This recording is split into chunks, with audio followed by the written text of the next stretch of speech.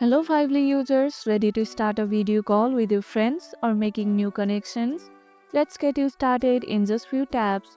First, open the Vively app and search for the person you want to video call or select them from your friends list. Make sure you recharge your Vively first. It's a must in Vively. Here at the right corner of your profile, you can see the video call icon. Tap on it and you have just started a video call on Vively.